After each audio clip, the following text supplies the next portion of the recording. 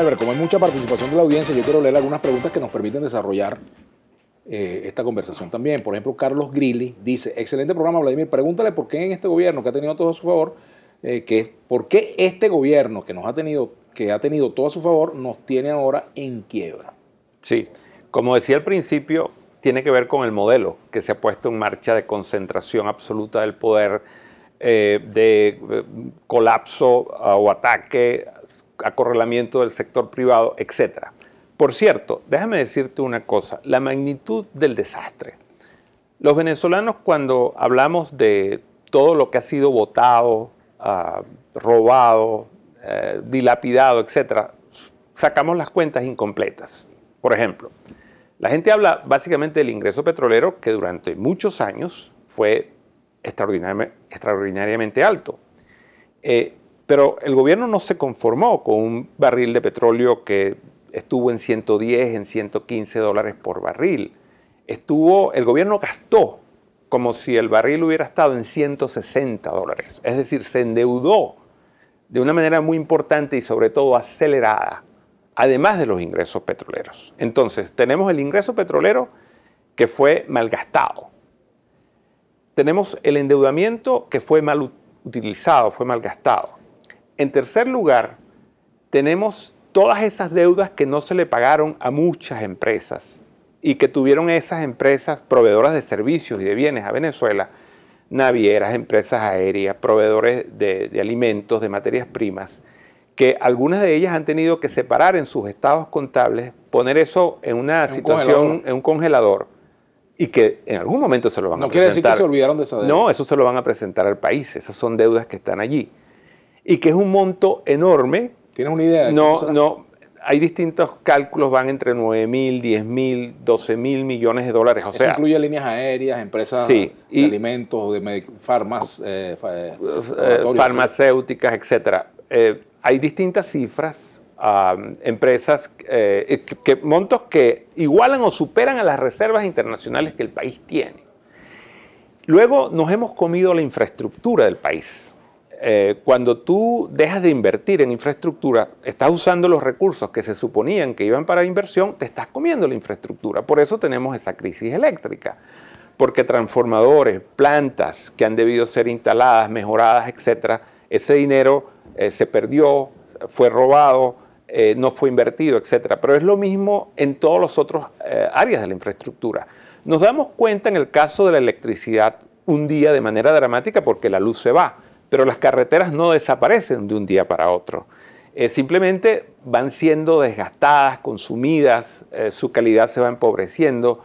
Lo mismo ocurre con los puertos, lo mismo ocurre con los aeropuertos. Tenemos el peor aeropuerto de América Latina, el Aeropuerto Internacional de Maiquetía, por ejemplo. Entonces nos hemos comido la infraestructura. Cuando tú sumas, y hoy las necesidades de inversión en infraestructura son del orden de 50.000, 60.000, 70.000 millones de dólares, actualizar la infraestructura venezolana.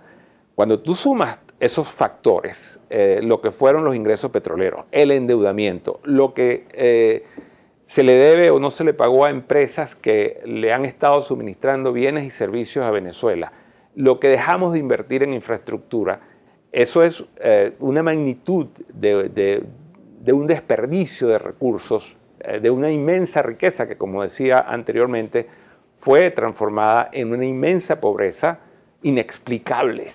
Lo que ha ocurrido en Venezuela es extremadamente difícil. Pero el gobierno habla, por ejemplo, de una transferencia, cuando se hace referencia a la crisis en PDVSA, habla de una transferencia de renta, que por primera vez en la historia se hizo una transferencia de renta petrolera al pueblo directamente. En los primeros años ocurrió una renta de transferencia vía programas sociales, que muchos de esos programas son de aplaudir, son aceptables. El problema es que no eran sostenibles. Tú puedes tener programas sociales de asistencia cuando una población está padeciendo de problemas. Ahora, ¿cómo se hace para tener una transferencia productiva de la renta, que es otra cosa? Bueno, entre otras cosas, tú tienes que asegurarte de que el sector privado está creciendo, está generando empleo de tal manera que la gente solo temporalmente esté siendo asistida y que finalmente encuentre un empleo productivo, un empleo bien pagado, etc. Pero si tú asfixias al sector privado, esas personas luego no tienen a dónde ir. Llega un momento en que el Estado también está quebrado. Llega un momento en que el Estado tampoco puede seguir proveyendo la asistencia que inicialmente pudo proveer gracias al ingreso petrolero. Y por eso ahora la pobreza en Venezuela está creciendo alarmantemente. Y la clase media venezolana, que llegó a ser durante algunas décadas, de los 60, de los 70, la clase media más grande y de mayor crecimiento en América Latina, hoy está prácticamente en periodo o en proceso de extinción. Y esto, por cierto, me permite decir una cosa, Vladimir, que me parece a mí importante decírselo a los más jóvenes.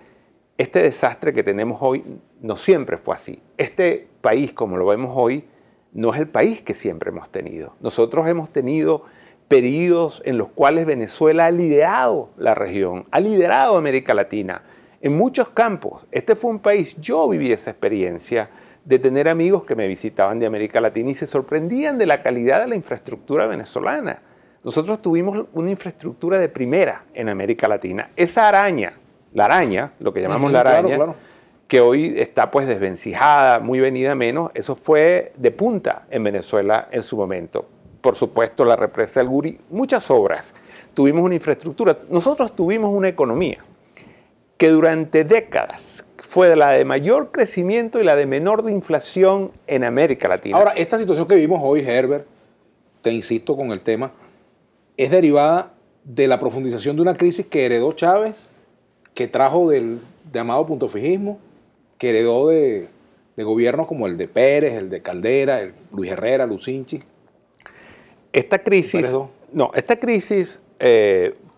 es la responsabilidad central, tiene que ver con un modelo del cual el país quería alejarse. Ese modelo de centralización absoluta del poder va en contra de lo que se estaba tratando de hacer en Venezuela, que era un proceso de descentralización. Tú recordarás que, por ejemplo, desde la COPRE, la Comisión para la Reforma del Estado, se inició un proceso. El doctor Velázquez. Exactamente, que presidió el doctor Velázquez, estuvo Carlos Blanco, Trino Márquez, etcétera. Hicieron una gran labor. Yo tuve también el honor de trabajar en la Secretaría Económica de esa comisión. Esa comisión, por ejemplo, estableció la elección directa de gobernadores y alcaldes, estableció competencias para la descentralización. El mundo tiende a la descentralización. En Venezuela tendimos y nos hemos movido hacia una concentración absoluta del poder. Por cierto, es una de las grandes jugadas que hay que hacer. Entre las grandes jugadas que hay que hacer en Venezuela es una redistribución masiva del poder. Hay que transferir poder del gobierno central a los gobiernos regionales, de los gobiernos regionales a los gobiernos municipales y de los gobiernos municipales a los individuos. Yo recuerdo mucho cuando estábamos en la causa de recuento, nos vamos a la pausa para que lo comentemos, una expresión de Aristóbulo Isturi en asambleas del partido en ese momento, en la causa, que él decía que, bueno, que la teoría del poder, que había que distribuirlo como la teoría del queso rallado. Rallar el poder, distribuir el poder como si se tratara de queso rallado. Recuerdo mucho eso. Eso es absolutamente correcto, pero totalmente contrapuesto a lo que ha ocurrido y a lo que se está haciendo actualmente. Hay que buscarse unos cuantos rayos entonces. Vamos a la pausa, ya venimos con Herbert Torres.